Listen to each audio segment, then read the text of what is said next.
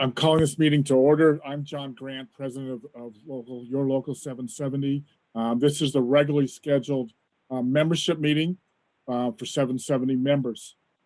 And this meeting is taking place during what is obviously, it doesn't need to be repeated much, the worst of times. Nearly 2,770 members have been infected with the coronavirus. Dozens have been, them or their families have passed away because of it. Our members, you all, have been attacked in the stores for trying to enforce the protocols to make everyone safe. Your employers have been making record profits while they have in fact increased the burdens upon all of us, getting more and more profits while taking away the hazard pay as we experience the worst surge of this pandemic, resulting in a lockdown. And a lockdown has in fact enabled us to appreciate the value of our family, of our community, and where we belong, because that is what a lockdown does, is deny us that ability. We did not, as essential workers, sign up for this to be protectors of our community, but that's in fact who we've become. That there has now been an appreciation of, sorry, my screen is going. There's now an appreciation of your work, which there hasn't been really within our community, and that in fact that the work that each of you do is essential to our communities being able to thrive and continue and exist, and in fact even sustain itself during a lockdown. But tonight we are here where we belong as union members, those of us in fact who have an ability to voice our concerns, to fight and enable us to win those protections we need to sort of get through this pandemic. We understand this. We're not optimistic, but we know we're going to get through it. And optimism was not a false optimism, I think, that carries us during this time, but it's an understanding that we're going to get through it. And tonight, we're going to have, we have to balance two aspects to this meeting. The first is the regularly scheduled business, which will go over the business of the union, the approval of the minutes, of the investments, of the budget, and the membership. The second thing is that we're very fortunate tonight because we're actually changing the nature of this meeting to one, in fact, where we can have a discussion and begin to understand what it is exactly that we're facing with this pandemic. We're very fortunate to have doctors Gary Richwald and Natalie Orishian, epidemiologists who will sort of create, describe what the landscape is, what some of the problems and the protocols, and how we can make ourselves safe. So at this time, I want to move the business agenda up forward and turn it over to Kathy Finn. Thanks, John. So the first thing I want to explain the rules of making motions and voting on Zoom. This is obviously new for us. We are glad that we're able to host as many people as possible in this meeting, which is a good thing. People from Paso Robles all the way, over to Compton and East LA and any part of our jurisdiction are able to join via Zoom and be able to vote. One limitation is that those on the phone cannot vote, but I can see that the vast majority of people on the call have joined via Zoom, which is a good thing. So the way that the voting is going to work is, as I go through the business portion, if somebody wants to make a motion, they can just type the word motion into the chat. And if you would like to second the motion, I would appreciate if you could type the word second into the chat. If you need to speak on a motion or you want to make a different motion, you need to raise your hand and be called on to speak. Okay, so as we're going through the business, I'll ask for a motion. If somebody wants to make the motion, type the word motion in the chat. If you want to second the motion, type the word second into the chat. And if you want to speak on a motion or make a different motion, you need to raise your hand. So the first order of business is approval of the minutes. The minutes of the last meeting, which was the general membership meeting of September 8th, 2020, are available to be read, or, as has been the custom, a motion is in order to waive the reading of those minutes and approve all the expenditures therein. So, Is there a motion to approve the minutes? yes. Waive the reading. So Johnny Fung made the motion. I'll And is- second it, Pollard. Okay, and well, and Michael Iovino also second in the chat. It's been moved by Johnny Fung and seconded by Paul Edwards to waive the reading of the minutes and to approve them. Is there any discussion on this matter? Hearing no discussions, we'll move it to a vote. All those in favor, please indicate by, in fact, you don't even have to say it. It's right in front of you.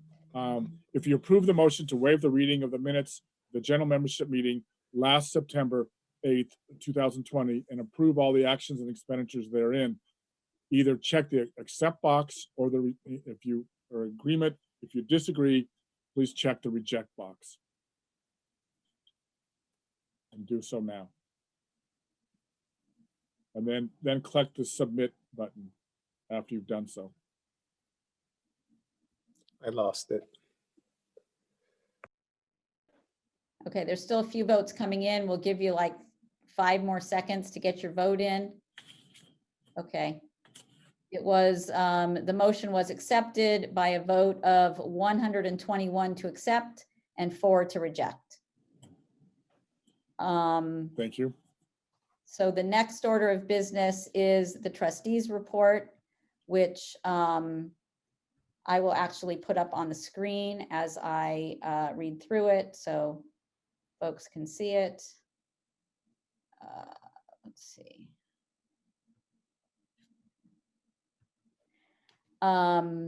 So this is the trustees report for the period January 1, 2020 through October 31st, 2020.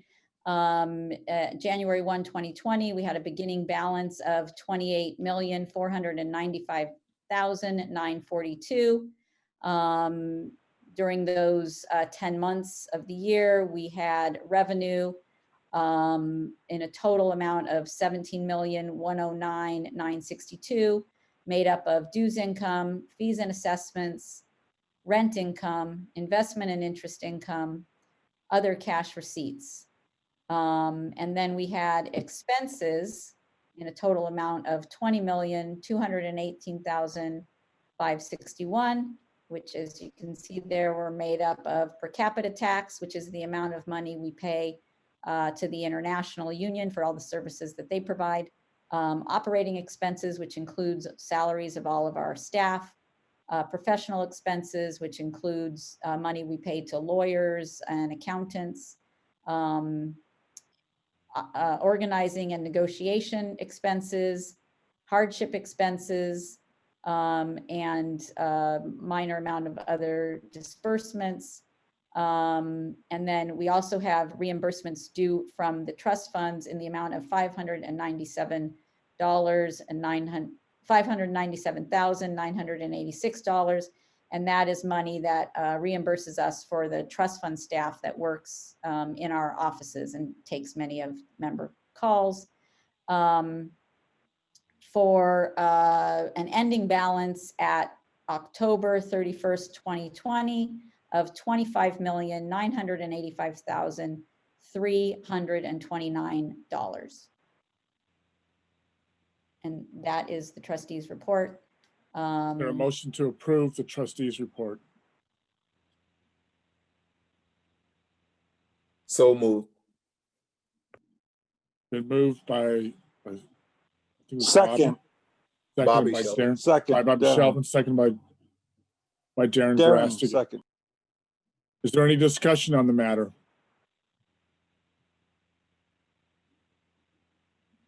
Is there any discussion on the matter? Hearing none, The poll then will be presented. If you approve the trustees report for the period of January 1st, 2020 through Halloween of this year, as presented by Kathy, either indicate by accepting it, checking the accept box, accept circle rather, or the reject circle if you don't agree, and then press submit.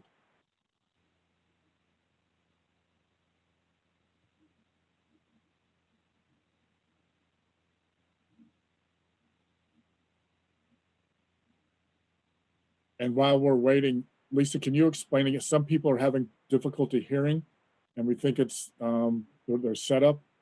Can you explain again for folks who can't hear? Yes, if you're on depending on the device you're on, there should be a microphone. There's an icon that says microphone. You want to make sure you unmute that microphone, and there's also a button right next to that microphone. You expand that up arrow, and you make sure that you select the speaker, the device that you're connecting to. And we are connecting to the individual people who are having questions. We are contacting you via chat individually. Thank you, because I guess if they couldn't hear your explanation. That is true. So Right. The poll has ended. the poll is closed by a vote of 146 to accept, and there were 4 votes to reject. The motion passed. So I'll go to the next order of business, which is the investment transactions, which, is that already up there? No. No. Oh, I have to share. Okay, hang on, let me share that.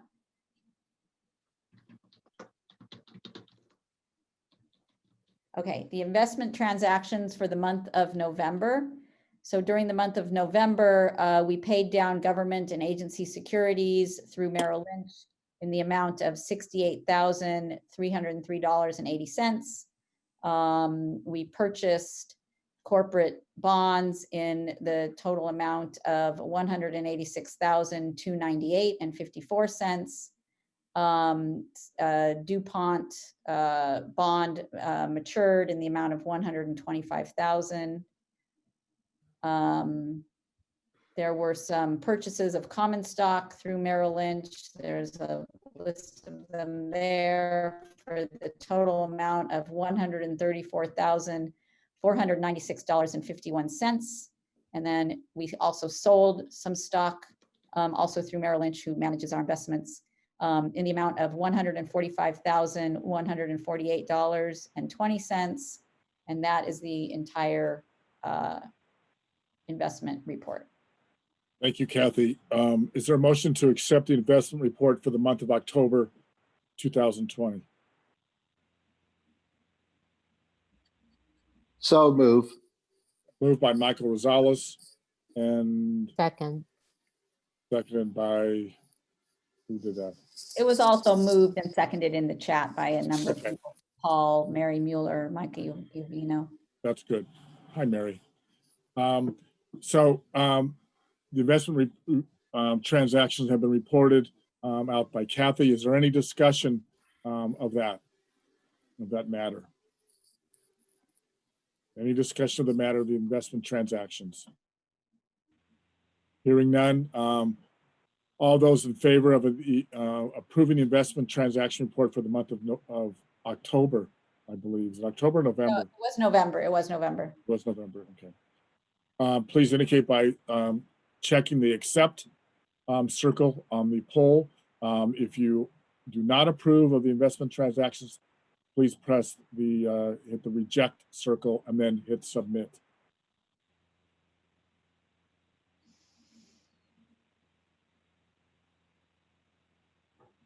Okay, we'll give you 5 more seconds to vote. 4, 3, 2, 1. By a vote of 133 to accept, 3 to reject, the motion passes. Thank you, Kathy. And then the final thing that I'm going to share is just the membership report. This one does not have to be approved, so this is an information only. but I'll just run through this. So this is the membership report for the month of November. We had an addition, I had a decrease of 33 members in the food division. We had an increase of 6 members in the drug division.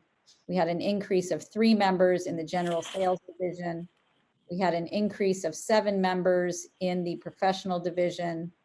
Both the barber and beauty culturist divisions stayed the same. We had an increase of 13 members in the meat cutting division. We had a decrease of 28 members in the meat packing division. We had a decrease of 9 members in the cannabis division, for a total of 31,687 members in the month of November, which was a decrease of 41 members from October. There are also, during this entire period of COVID, we've obviously had a lot of people out on LOA. So there are also currently 1,856 members who are on withdrawal status due to a leave of absence. And that's just FYI, the membership report. So the business portion of the meeting is over, and we can move on to COVID. Thank you, Kathy. This is the special section of the membership meeting, something that we haven't done, but because of the surge, because of the nature of how this pandemic affects us more than anyone else in their day-to-day work, we've asked Dr. Gary Richwald and Dr. Natalie Orishian, epidemiologist. Gary is a communicable and infectious disease expert who was a former program director and chief physician for the Los Angeles County Department of Health and Public Health and Services. And Natalie just received her MPH, and we're very excited for her. But this is something that, you know, if you don't want to be taken for granted, and none of us do in our work, then you have to, in fact, prefer to be taken seriously, take the matters before us seriously. And this COVID is something that we've taken seriously. And from the onset, through the town hall meetings, your discussions with you, your questions, comments, and in fact, the urgings and support of the membership of this local, we have provided and played sort of a trailblazing role in terms of how to fight and how to protect ourselves from this pandemic. It was through our leverage and your voices that we got the governor to issue the executive order around paid quarantine leave, the executive order around the workers' comp presumption for COVID-19, testing that we got at both Ralph's 100, Food for Less 770, and Farmer John. The largest OSHA violation in the country against Overhill Farms for violations of these protocols. The largest OSHA fine against Farmer John Smithfield, against all the Smithfield plants across the country for violations of it. LA City orders, the first order in the country in April came from LA City requiring masks to be done. That's LA County, Ventura County, and the Santa Barbara County checklist known as the appendix that have to be placed and followed in every store. For a while, we were able to cajole and got the company to pay hazard pay, which they've since retreated from. We've gotten scheduling protections around childcare. But we know, while this, I think it has to be recognized that these protocols that we fought for and achieved saved thousands of people from getting infected and some hundreds of people from dying. But we also know that isn't damn enough, to get it, because people are still getting infected. Companies are still violating these protocols that we fought so hard for, day in and day out outside the store. And so what we want to do today is, this is part of a development within 770 of a strategic plan to unfold to, in fact, increase our ability to, in fact, protect ourselves in the store as well as our communities. So this meeting tonight is dedicated to sort of deepening our understanding of what this virus is about, what are the ways that we can protect it, and what have been put in place. In fact, just most recently, within the last 3 weeks, we were able to leverage and put pressure on both the county as well as, especially what Kathy's going to talk about, is OSHA, with some very far-ranging and significant achievements. But this is only part one.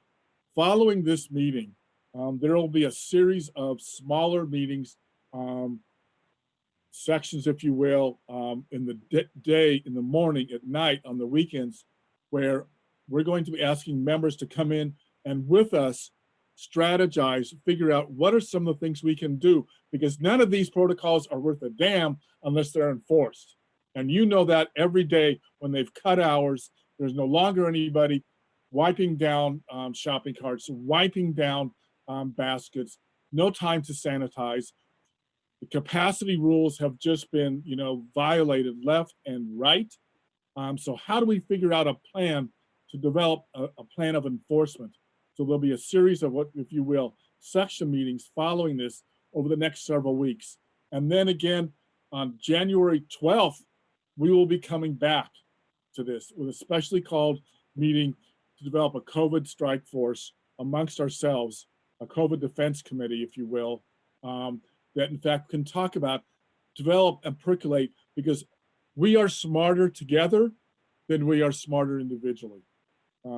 And we are stronger together, obviously we know this, than we are individually. And the idea is to marshal your experience and the will of those of us in 770 to in fact put forth a platform, a program that will be carried out and spread out throughout the state. As it is now, just one more minute, I just have to say that your work, that the testimonies that you've given, the interviews that you've done with the media, the way you stood up to employers, the delegations that have gone on, the rallies, have been something that across the country, and I am not exaggerating on this, across the country, other locals and other unions are looking to us, looking to what you've done, and how you stood up. When people first said that masks should not be worn, you all took it up and wore masks, and their mask was 770 locals. When people took up the issue of, when we asked what can be done, plexiglass came from discussions that we've had with you, and now that's standard practice. It may be broken, cracked, and not sufficient because customers, bend their head around it, but we have to realize we've progressed from, imagine what it was like, remember, in the end part of February, how much different our stores are because of the work that all of you've done. And we have to continue that, and now we have to amp it up more. We cannot wait for the vaccine. We cannot become complacent with the hopes that a vaccine will clear up our lives and will clear up this pandemic. And so what we're going to take the initiative on this. We are taking this seriously, so we will no longer be taken for granted as dispensable workers, but in fact as essential workers. And to lead us through that discussion today is Dr. Gary Richwald and Natalie Orishian, who will sort of discuss sort of both where we are, what it is, and where we should go. Gary, Natalie? I'm sorry. Oh, wait, hang on one second, because I was going to go through first the new. I think you do that after the first. Don't you do that after the? Okay. They were a little unclear. Well, I'm Natalie and I are ready, but whatever, we're here at your pleasure. So Kathy. No, you want to go now? Go ahead. Because we're planning to go straight through a little talk and then Q&A. Okay, so maybe Kathy, you should do it. Yeah, that's right. So I'm going to take just a couple of minutes because there have been some changes just in the last couple weeks and days of brand new things that have come down, which are really crucial for folks to understand, because in order, and we know a lot of this has to do with enforcing these protocols, which is so important. But in order to be able to enforce them, we have to understand what they are. So I'm going to just go through all of the things that you have the right to expect of your employer. And I'm going to point out where we have some new things so that people understand. So basically, I group them into 5 important things. So social distancing and crowd control, where you have the right to be 6 feet apart. So workstations, and this is in grocery stores, packing plants, anywhere, workstations must be 6 feet apart. And this is with or without plexiglass. So I know many times the companies say, well, there's plexiglass, it's okay, you can be close together. You're supposed to be 6 feet apart with or without plexiglass. The plexiglass is helpful, but it does not alleviate the need for 6 feet of distance. The occupancy levels in a store have been set now at 35%. And I know there was some confusion in the last few days. Initially, they put something out saying it was going to be 20%. But the 20% is for non-food. So like a cannabis dispensary would be 20% of occupancy, whereas a food store or a drugstore is 35% of maximum occupancy. And that 35% does include the employees. So if the number, for example, if the number in your store is 100, it's an easy number to use, they're only allowed to have 35 people in the store, including staff. The company must also stagger your breaks to ensure that you can use the break room without being overcrowded. So they can't have everyone going to break at the same time. So, and that's the company's responsibility to make sure that breaks are staggered to ensure distance. Required face covering. The company must provide required masks to all workers and must require customers to wear masks as well. You, as a worker, cannot be required to serve a customer who refuses to wear a mask.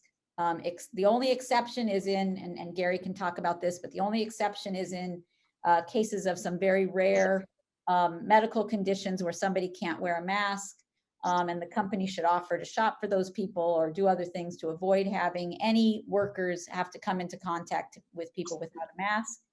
Obviously, what we've had fought for and had for a long time is the right to wash your hands every 30 minutes. So you have the right to take a break and wash your hands every 30 minutes. Cleaning and disinfecting your workstation. The company must create a schedule for cleaning and disinfecting workstations and must notify the employees of that schedule and must comply with that schedule. And then most importantly, and this is the last thing I'm going to talk about, which is what happens when a COVID-19 case actually hits your store. Somebody in your store tests positive for COVID-19. And this is where we've really made a lot of progress just in the last week. First, the company is obligated to clean and disinfect any areas where people who've tested positive have been working. The company must identify all the coworkers who have come into contact with the positive case. And come into contact is that they were within 6 feet of that person for 15 minutes over a 24-hour period. So if you're working with someone and you're passing back and forth with them and you were within 6 feet of them for a total amount of 15 minutes, you are considered an exposed coworker. And there are many rights that exposed coworkers have. So an exposed coworker, first of all, must be quarantined and paid. And as folks know, initially, we fought for and were able to get what was called supplemental sick leave, which was up to 14 days of paid leave for anyone who was infected or exposed to COVID. And that was whether or not your exposure happened at work. And if you have not used your 14 days yet, you still have that. That's still available to you. So everyone has up to 14 days for any exposure, quarantine for if you're infected or exposed anywhere. But what we were able to achieve just in the last couple weeks is that now the companies must also pay for any additional workplace exposure. Okay, so this paid leave is unlimited. It's not limited to 14 days.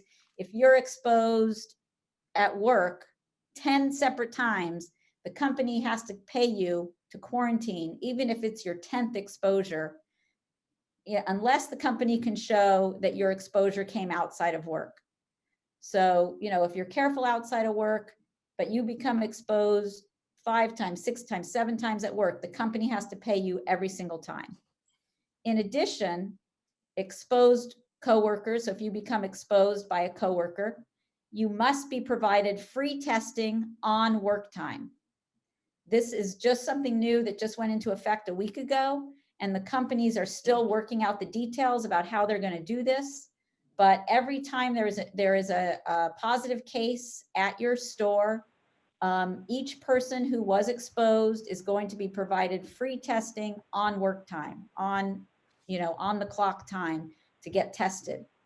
And most importantly, and lastly, there are new rules around clusters or workplace outbreaks.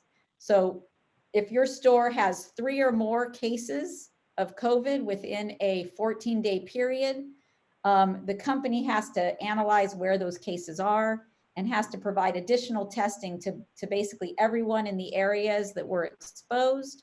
And if there's a workplace outbreak, which is 20 cases or more within a month, the company has to provide continuing testing to everyone in the workplace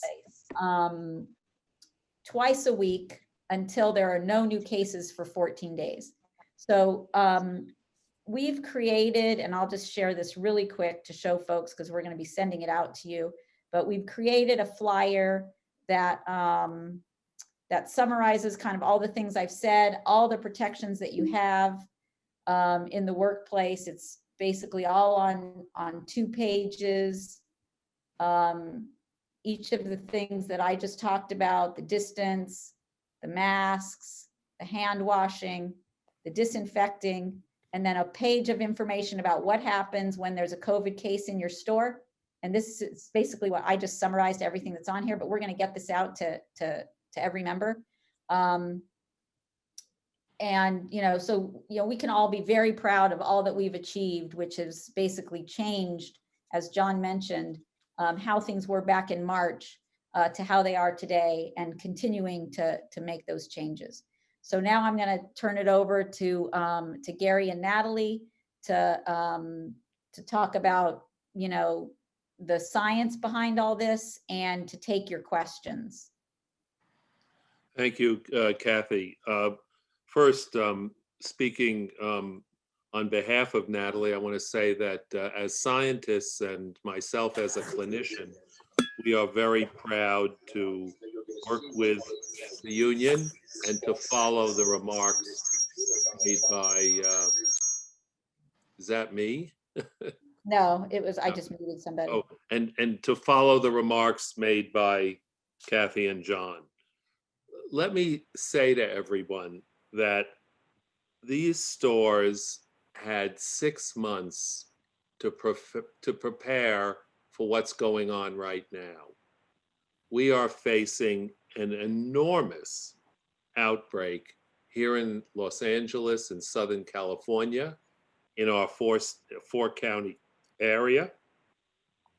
And the kinds of things we're talking about, wearing masks, social distancing, disinfection, these are not rocket science. These were not discovered, in Project Warp Speed.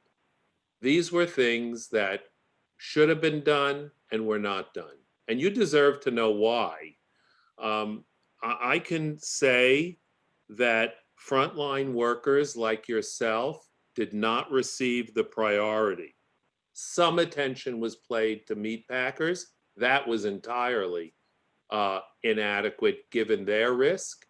But for people who are running our mass transit system, for grocery store workers, for others, the risk was obvious. And I think I'm sorry that, as a former health department member here in LA County, but our health department, the state health department, Cal OSHA, et cetera, just were not able to step up to the plate. Now, in some cases they tried, And this is clearly a challenge. We recognize that. But at this point, the kinds of things that Kathy has described are revolutionary. And they provide the opportunity to at least tamp down the outrageous situation that's going on around us. So I just want to say that we are proud to be here. What we're going to do here is Natalie's going to talk a little bit about basic protection. And then I'm going to say a few words about vaccines. I'm very involved with the vaccinations here in LA County. And on Friday, I ordered 150,000 vaccine doses to be used in nursing homes in this county. And so that's going to help us considerably. And then we're going to take questions and answers. A large number of you submitted questions already, and Natalie and I are going to answer a few in each of the categories, and then we're going to open it up to the membership. In our opinion, knowledge is power, and we want you to have the very best possible information. And sometimes it's not that easy to sort out. So Natalie, do you want to take it over and just talk a little bit about some of the things that we discussed at the executive roundtable in November, and where there were, I think, 5 of the union members spoke about their experiences with COVID-19. Natalie? Yeah, so what I'm going to do is I'm just going to go over best practices for COVID-19 prevention. I know a lot of these Kathy already kind of touched on going over all of these new guidelines, so I just want to quickly go over them with you all. Of course, the number one thing is to wear your masks. If it is at all possible for you to wear N95 masks while you're working, that is preferred at this time, especially with the cases rising in the communities around us. Additionally, if you do have access to a face shield, I believe the company should be supplying them at least to some of the employees. I'm not entirely sure, but if you are able to work well with a face shield, because of course it is kind of limiting, we recommend using a face shield as well. Maintaining a physical distance of 6 feet, not just from the customers, but from your coworkers as well. Just as Kathy said, they should be staggering your breaks at this time. So hopefully that will help in that as well. Washing your hands frequently. Again, another thing that Kathy again mentioned, you guys will be given every 30 minutes to wash your hands, which is good news. Of course, in between, have those little keychains of hand sanitizer. If they're providing hand sanitizer for you guys, use them as often as possible. And that's put as much on your hands to cover your hands and then rub together until they're completely dry. Clean your workstation frequently. Another thing that's already been covered. You guys are going to be given a schedule now, which is great. Before you go into work, do a self-symptom check. So see if you're feeling any of the signs and symptoms of COVID-19. Encourage your coworkers to do the same before they come into work each day. That just helps everybody in the long term. And then of course, the safer at home orders have been reinstated in Los Angeles County. So no gatherings with people outside of your homes.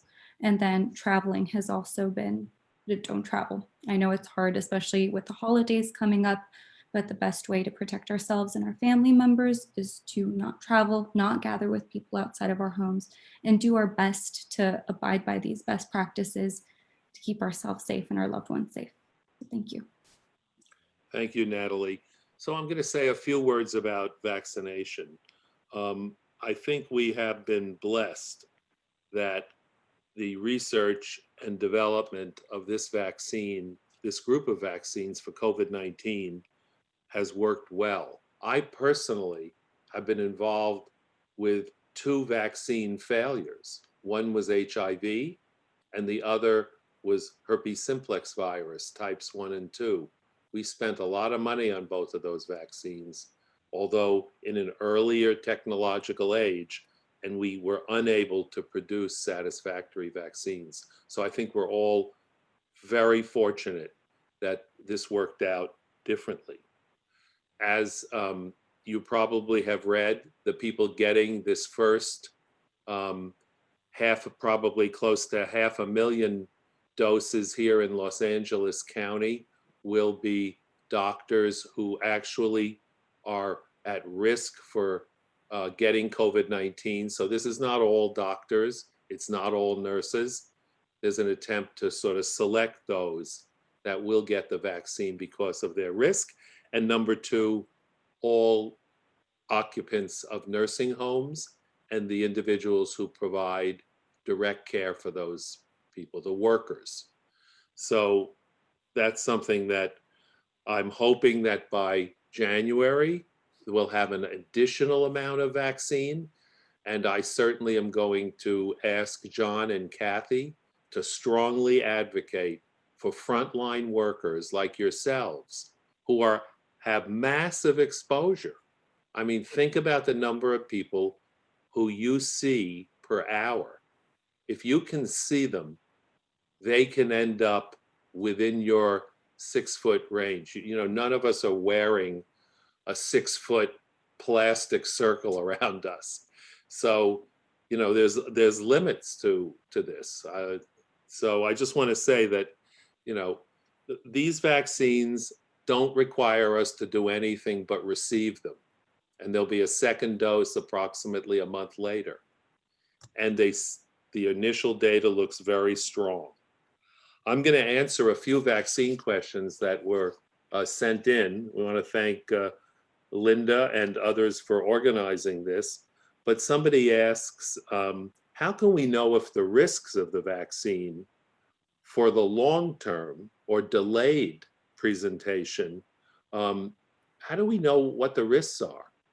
Well, there's two things I want to say. It is true that for this group of vaccines, we don't know about risks beyond 3 to 4 to 5 months. But what I do want to say is, number one, that most vaccine-related risks show up in the first 3 months. And we have good data looking at that issue. And we have it from, I mean, I can't tell you how unbelievable how many people, you know, volunteered for vaccine trials. We have good data showing that the vaccine has had very few side effects, you know, other than swollen arms. Sometimes people have a flu-like syndrome for a couple of days and don't feel 100%. Those are not really side effects. Those are the effects of the virus and are to be expected. How about children? Well, we currently do not have children, that is kids under 10, I like to say, are children, involved in any vaccine trials. I'm sure that's going to change in the next 6 months. We now are enrolling adolescents in vaccine trials and we'll know more. Generally speaking, kids and adolescents do better with vaccines, even better than adults in developing immunity. So and they tend to have fewer side effects than us older folks. So I think that's the only vaccine question that was written in that I'm going to answer. And maybe now we'll go on to Natalie. You're going to take the first couple of the COVID questions. Yes. So one of the questions had to do with developing immunity after being infected with COVID-19. The data at this point shows that for 90 days, yes, there is some immunity. However, the level of immunity is what is not completely understood. So is this complete immunity? Can the person get infected again? Yes, they can, but what is the level of that infection? Is it going to be complete immunity where they can't get infected again, or can they get infected again but just have less severe symptoms? That's kind of what's not known, but right now what they are saying is 90 days. As far as COVID-19 prevention, we did talk about the safety protocols such as mask wearing and social distancing being necessary and probably the best ways to prevent spread of COVID-19. So we did kind of talk about that. we did talk about some additional ways to protect ourselves. And then someone asked about use of antibacterial soap when washing hands. That's not necessary. What is necessary is washing your hands for the full 20 seconds and that mechanical motion of making sure you're getting each crevice under your nails, your thumbs, your wrists, parts that maybe you're not used to washing when you wash your hands, but now we have to. And then as far as someone asked about recommended immunity boosters and treatments, the number one thing that we recommend is getting the flu vaccine. The flu vaccine can help with your immune system generally. It can help prevent the flu. If you do get the flu, you can have less severe symptoms than you would if you hadn't gotten the flu vaccine.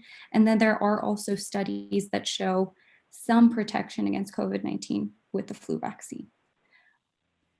So aside from that, making sure that you're getting your sleep, I know that it's a very stressful time for all of us, but finding ways to mitigate your stress, to find ways to relax, get a good amount of sleep, eat a healthy diet. That's just about all it is. And then I think that's my That's part. good. Yeah. So, and you know, why does taking the flu shot give you some protection against acquiring COVID-19? We don't know exactly, but the effect was quite strong. It probably has to do with the fact that if you boost your immune system, which is what having any vaccine does to you, that it has some general effects, across the board. I think that's possibly the most reasonable explanation. I'm going to talk a little bit about questions about people who return to work. So let me start by saying, as Kathy Finn said, if you're exposed to somebody, and we call that a close contact, that is, during a 24-hour period, you've had at least 15 minutes of contact. It doesn't have to be 15 minutes in a row. It could be 5 3-minute contacts or 6 2-minute, 6 2.5-minute contacts. Anyway, if you've been in close contact with that person, whether or not you had a mask on and they had a mask on, that is an infected person, then you should have, and now we understand there'll be payments for this, 14 days of quarantine. The infected person has about 10 days of isolation. So, and the reason for the difference has to do with how long the virus, how long you can have the virus and be infective to others. So the question is, when you go back to work after 10 days, can you infect others? And the answer is probably that is not the case. And whether or not you get a test before you return to work after 10 days, the studies are pretty clear that people stop shedding virus by day 8 or 9 after their positive test. So by day 10, people should be. The one exception to that, I know Natalie's about to correct me, that's why it's good to have two of us, is if you're infected and develop symptoms during that 10-day period. Let's say your initial infection is you went and had a test done, you went to Dodger Stadium, you had a test because you had some people show up from out of town that you didn't anticipate, local but out of town. We all know those sort of people. And you had to go to Dodger Stadium and you're positive and you feel fine. But what happens is 3 or 4 days later, you don't feel fine. You're coughing, you have a fever. A day or two after that, you lose your sense of taste or smell. Well, in that case, you may be in isolation for more than 10 days. And so symptomatic people have to be handled individually in terms of their return to work. And so I just wanted to mention that.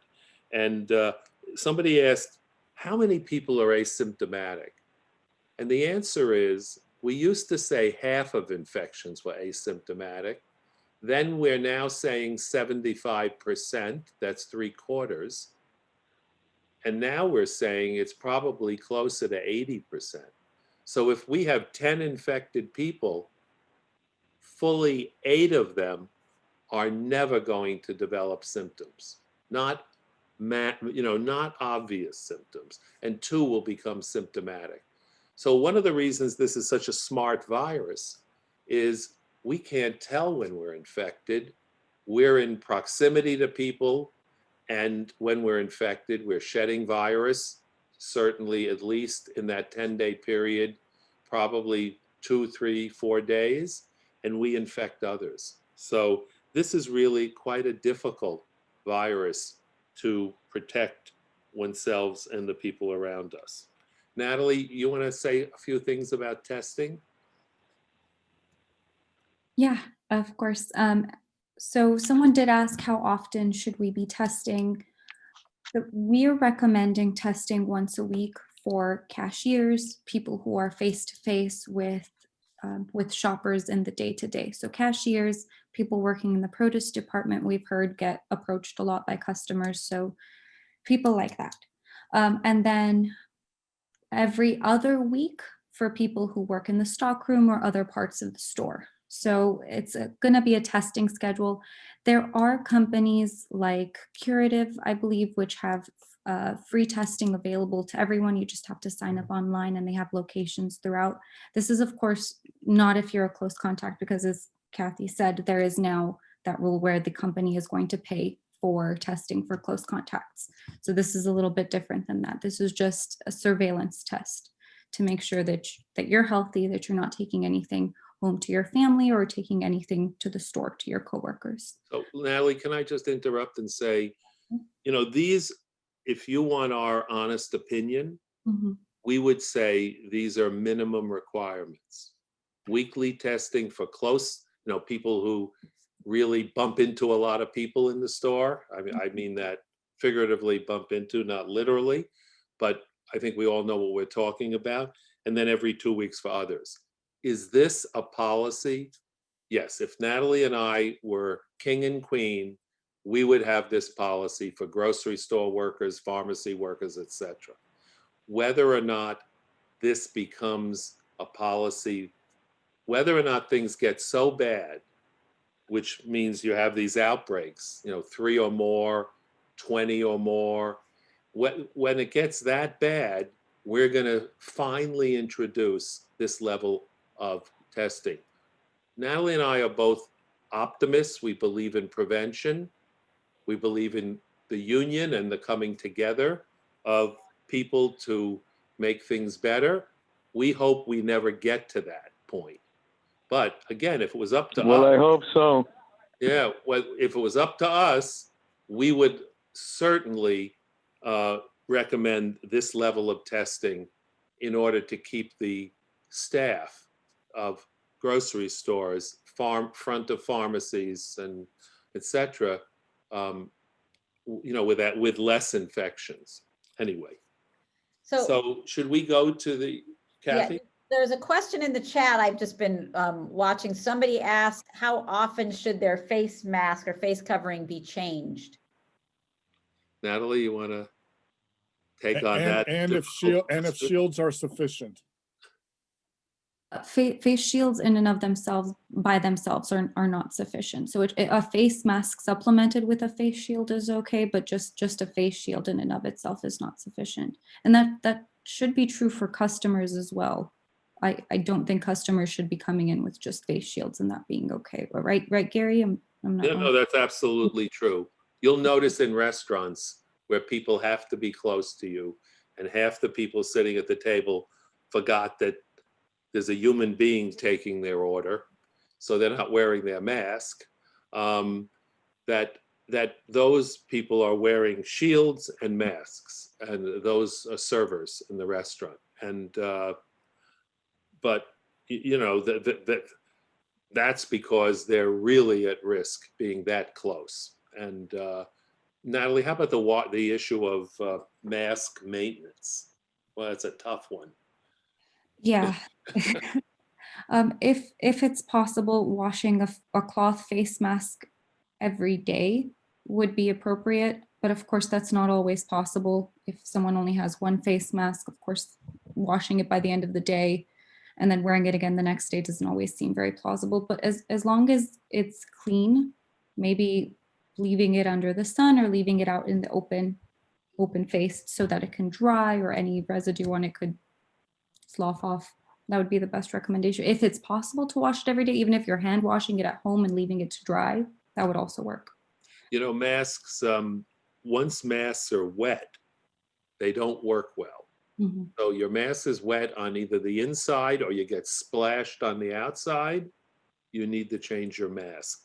If the mask is soiled, so it looks dirty, etc., we generally say it's time to change your mask, because it's more a reflection of how long it takes to get a mask to look that ugly, that then that time frame is enough to change your mask. And you know, we don't see our masks that much. Others do.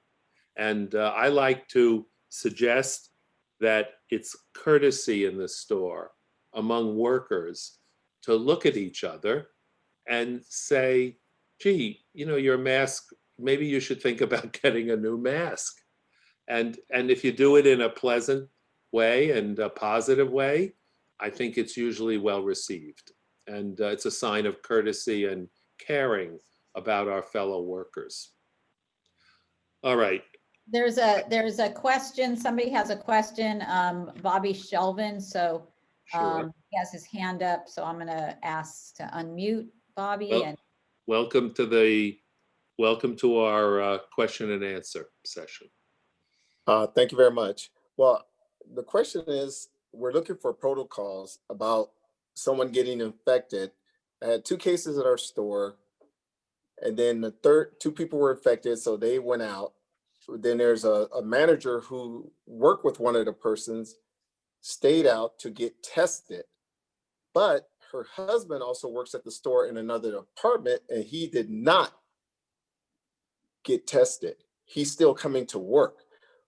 What is the protocols for that? Well, wait, that- let that's me just clarify the question. The person who didn't get that didn't get tested was married to somebody who was exposed but had not yet tested positive. Is that right? That's correct. so the question has very important elements in it. First of all, 2 people are infected, not 3. If 3 people are infected, it rises to the level of an outbreak. If there are 3 or more within 14 days, I believe, Kathy, that's still, the county's still using that. Mhm. And that brings down certain requirements, important and helpful requirements from COVID prevention. But let's go back to what you asked, which is you sort of have 2.5 people in a way. And what I mean by that is you have 2 people who are known to be infected, and then you have someone who is exposed, but we don't know their infection status. Correct. You know, in the United States, we don't have a public health police department. Thank goodness we don't have to call on the sheriff's department to help us. And although that, you know, that may eventually change, but so we really depend on taking care of each other. If there's somebody in the store who should have been tested because they're a close contact, you're really asking about who's managing the store, who's managing the infection control in this store. That's what you're asking. And I think Natalie and I don't have a good answer. I don't think probably Kathy or John have a very good answer either. Probably the best thing you can do is to be gentle, come from a place in your heart that you feel that it would be really helpful to everyone in the store, the other workers, and perhaps ask the individual about getting tested. If they refuse, it's just part of the crazy world we live in.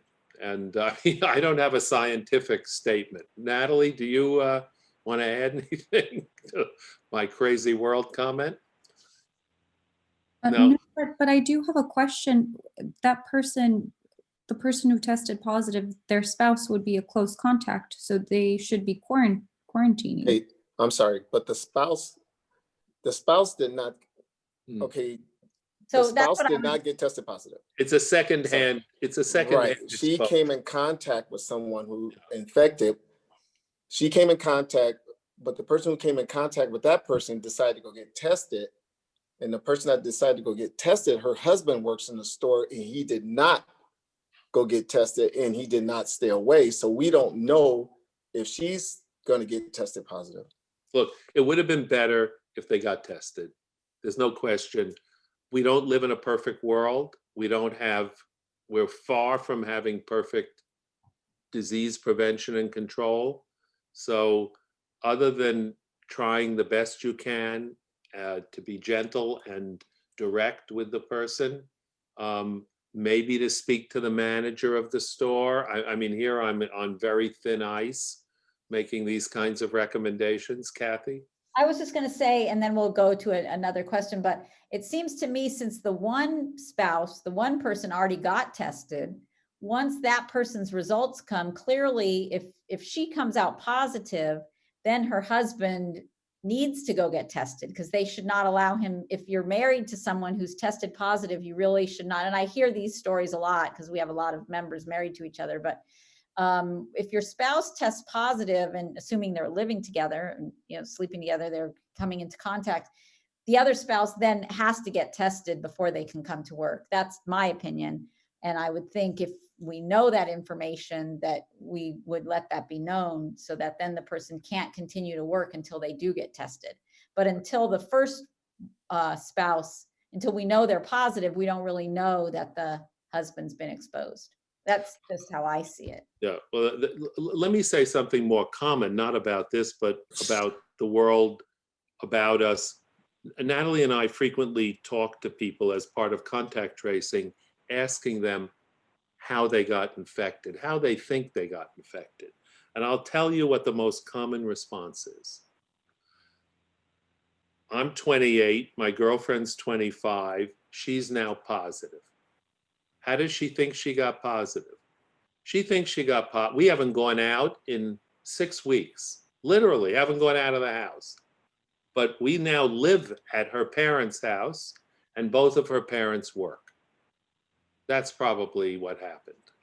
The other couple of examples I want to give you is, and these are the 30th birthday party, and also people's parents' 40th wedding anniversary. Everybody's wearing a mask. People are social distancing, but there's food and drink served at both events. And that's the problem. Taking your mask off, singing happy birthday in a joyous, loud way, broadcasting virus right over your mask. Masks are not meant for singing.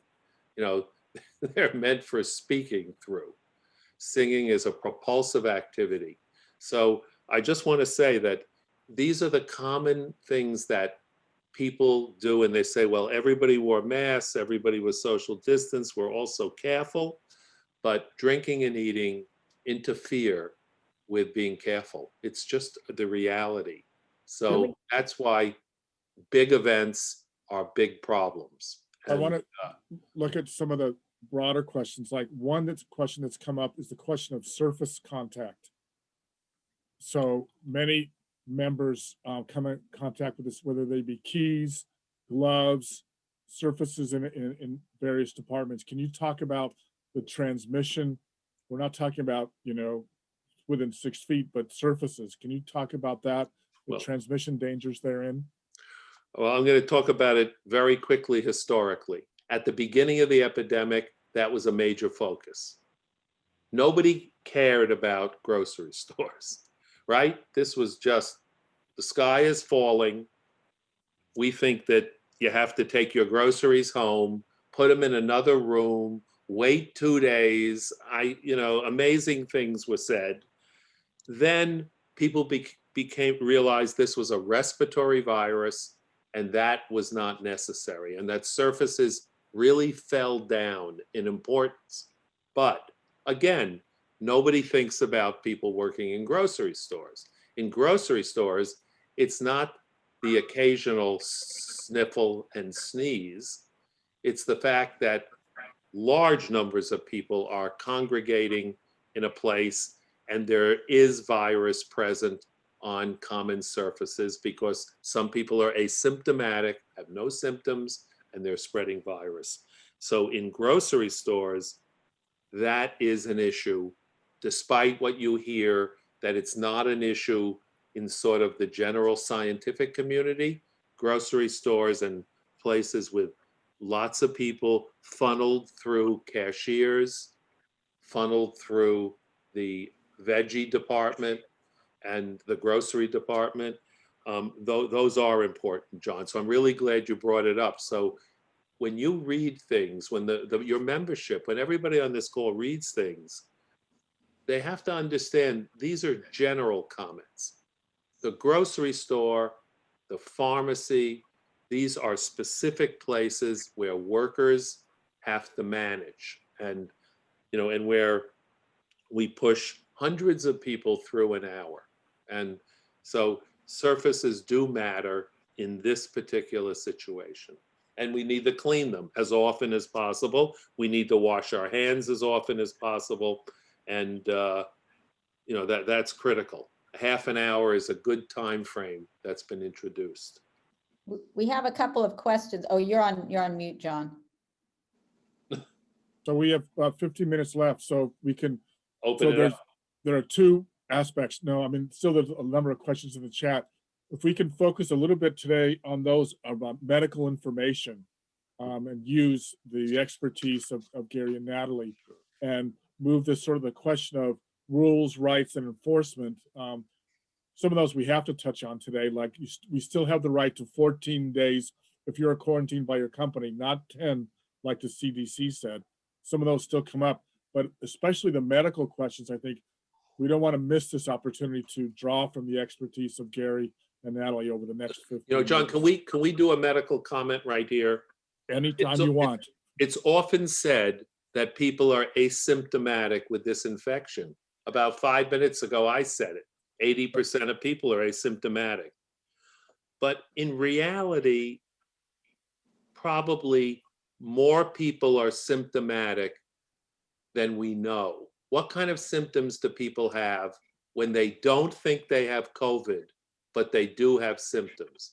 These include headache, muscle ache, body ache. Natalie, what am I forgetting? These non-specific symptoms. Fatigue. Oh, fatigue. Right. Well, who isn't fatigued at the end of their shift? Right. So what happens is people say they don't have symptoms, but actually they do have symptoms, but people don't jump up and say, oh, those are COVID symptoms. And that's been a problem. That's to the benefit of the virus and the detriment of ourselves. And the virus gets away with masquerading and you saying, well, it's just, I always feel tired, or, if I have, after I work 3 days in a row, I get a headache. And it may not be a headache from working 3 days in a row. It may be a headache from COVID-19. So let's take other medical questions. Kathy, go ahead. Yeah, so Hetty has had her hand up waiting to ask a question, so Welcome. go ahead, Hetty. Hi, Gary. Is that It's Hetty. Is that my cousin? It's your cousin Hetty. Oh, Yes, my it is. God. Okay. A word from the Hi. pharmacy staff. Yes. So I do have a question about inpatient pharmacy. This happened a couple of weeks ago. I have 3 pharmacy techs working in an IV room. One of them came to work with symptoms, was diagnosed, went home and is out, obviously. The other 2 techs are very concerned because Kaiser doesn't want to acknowledge under tracing that they were exposed, because even though they were in an IV room, which is very enclosed, they had their PPEs on. Were they closer than 6 feet? And for 15 Absolutely. minutes? Yeah, 8 absolutely. hours for an 8-hour shift. Well, And Kaiser won't approve them to go out for, to be isolated for 14 days. that's entirely wrong. Remember what I said, 6 feet or less, 15 minutes with or without masks on. So these people had masks on probably. And, Yes.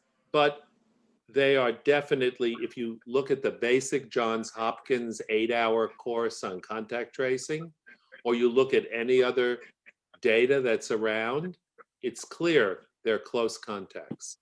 And they were in an IV room, which is even more self-contained with the the kind of air circulation that's going on.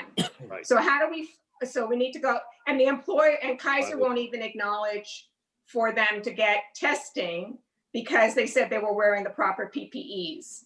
But let's remember, testing is good, but if you get tested, it doesn't mean you shouldn't have 14 days of quarantine, because you may become positive on day 5, 6, 7, 8, 9, 10, and the test is going to be negative. Certainly at the beginning, the test is going to be negative. So testing, you can't test out of quarantine. So that is an absolute principle of contact tracing and disease control. So I mean, you have my email address, being that we're cousins. I would be happy, Natalie and I could send you the information about this, and you could give us a little of detail and we could respond, and you could take that information to your HR or whomever. And employee health. Employee health. Employee health. Perhaps there's a union mechanism as well. I just don't know. We do. This is, thank you for bringing that up. That is a common question. People think if you're wearing masks, you can be closer than 6 feet. Masks are really helpful, but they're not perfect. And if you spend enough time closer than 6 feet, they definitely are not perfect. And you can, what's the chance those two people could be infected? It's probably up in the 10 to 15 to 20% range. That's pretty high. And imagine, it's not just them, it's them and their families, them and their friends, them and the supermarkets they go to. These are critical issues. And you can't control epidemics by being closed-minded and by thinking about, that you need people in the IV room, and these are highly trained individuals, I'm sure, that is not an excuse. Otherwise, we're going to have a worse epidemic. Okay, All right. Thanks, Gary. I'll follow up with you. Good. Good to see we you. have another Tomorrow. question. The next person with their hand up is Cynthia Camacho.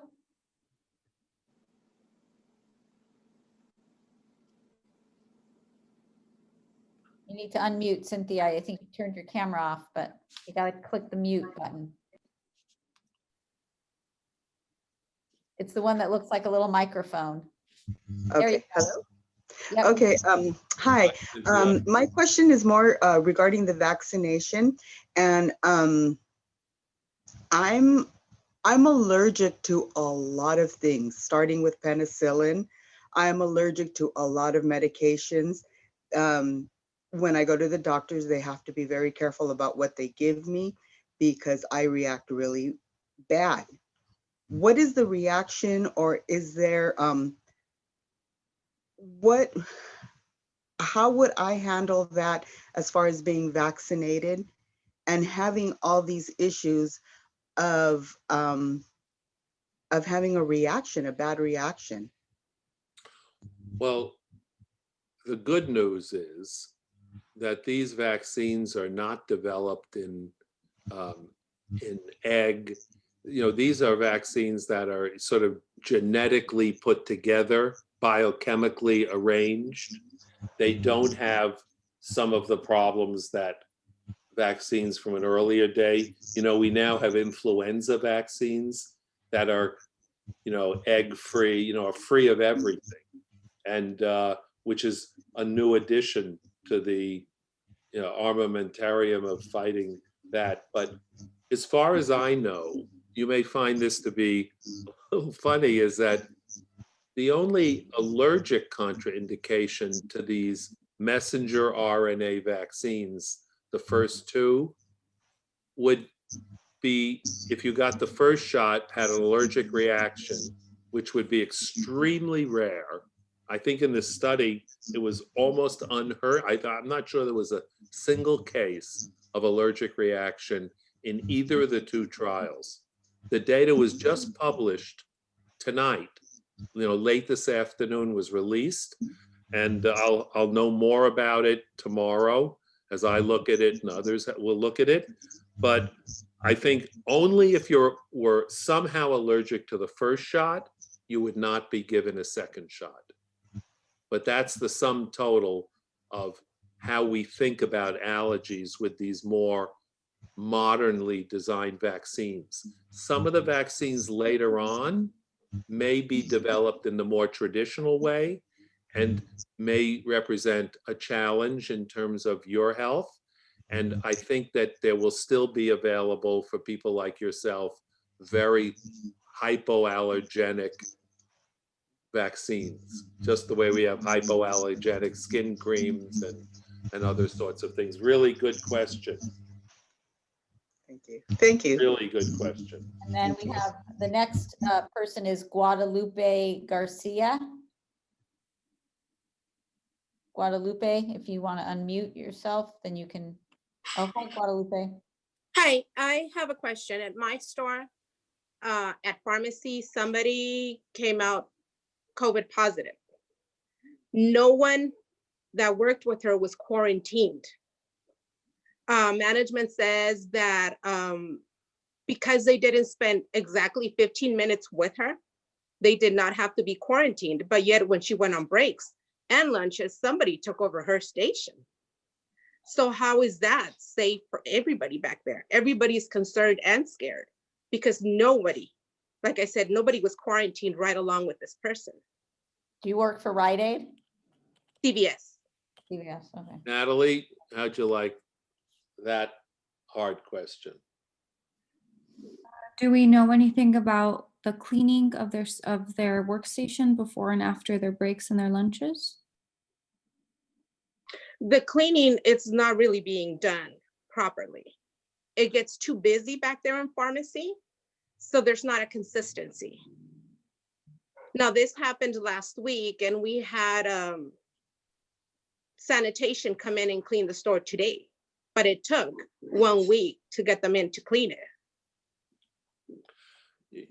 Under that situation, disease prevention and control is not a perfect science. And under that situation, the best that can be done is the people who felt they were exposed to get tested after 5, 6, or 7 days, because it does take time to become infected and then have the test, identify the infection. And then maybe again a week after that. It's kind of course, prevention is better. They should have done proper contact tracing. Maybe it was it was 13 or 14 minutes and not 15 minutes. Maybe it was 7 feet, not 6 feet. Natalie and I end up supervising large amounts of contact tracing throughout the film industry, and there's a lot of variation, honestly. And but we should always err on the conservative side, and meaning that probably, perhaps some of those individuals. I mean, I wasn't there. Natalie, it wasn't there. We weren't there, so we don't know. But getting tested is really the best vehicle you have available at this point, and making sure you use your protective equipment so that if you, God forbid, get infected, that, you're not going to infect others. Okay, now, can they get tested on the clock? How do we go about pointing that out to our management? Because our I'll leave management that to Kathy. Yeah. Yeah, management so- seems so- to be stuck on that. Oh, sorry. Yeah, so just Monday, a week ago yesterday, the new regulation went into effect that if somebody gets exposed at work, the company must provide them a test, must provide them, the opportunity to be tested. The company has to pay for the test. It has to be free to the exposed worker, and it has to be on company time, meaning they're going to pay you for your time spent testing. I've been talking to the employers, and they are all sort of scrambling because these things came down.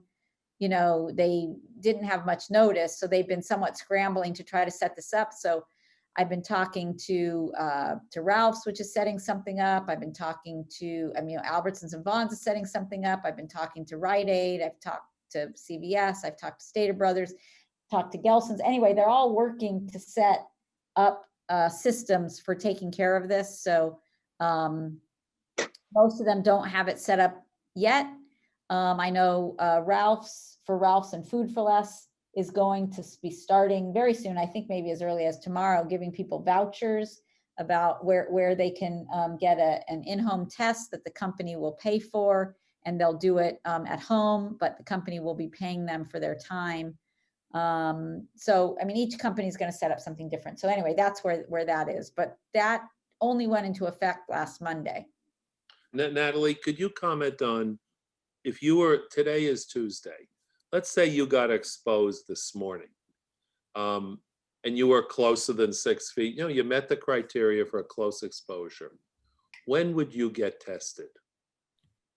If your exposure was today, if my exposure was today, I would get tested anytime from Friday, so about 3 days out from today, to Monday, so 3 to 5 days out. And then I would also get tested once again a week out.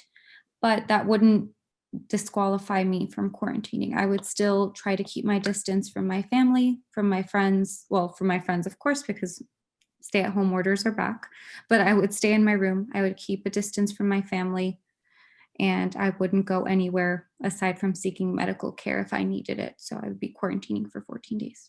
There's one question, it was in the chat, but I hear this question a lot.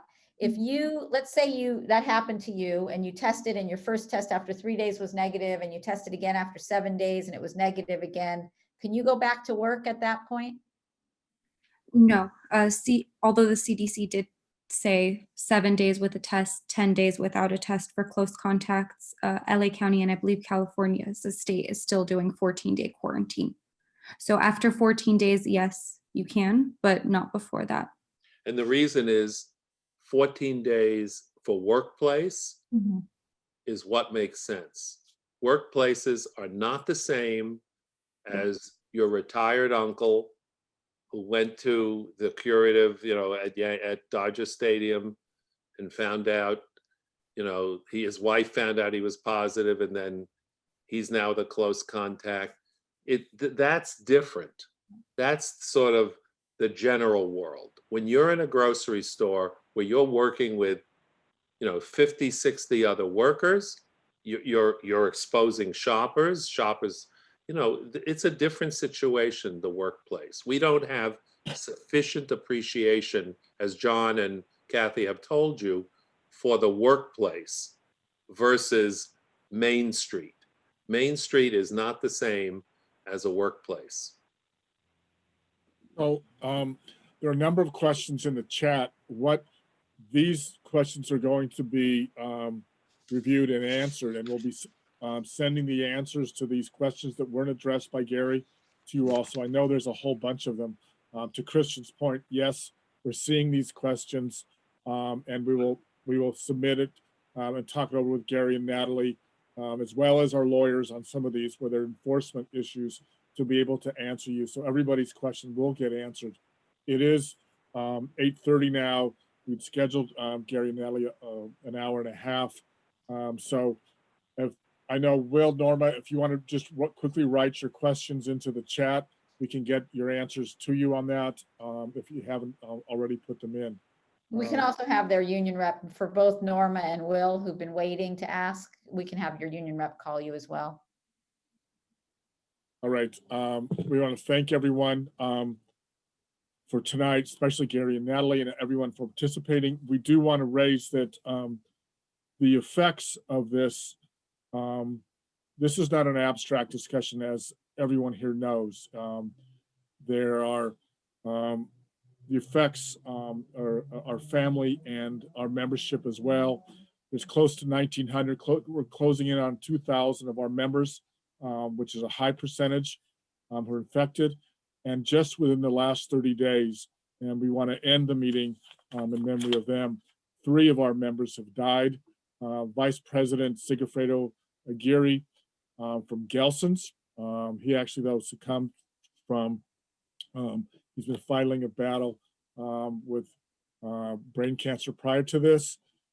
Gail Herbert, who has been an excellent activist of this union for many years, actually was a member of 1442, but preferred the activism and the vitality of 770.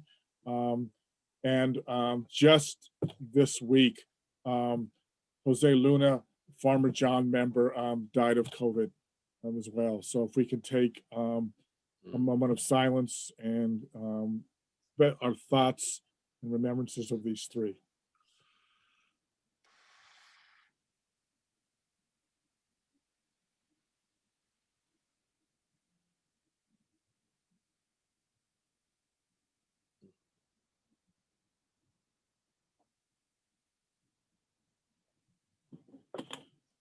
Is there a motion to adjourn?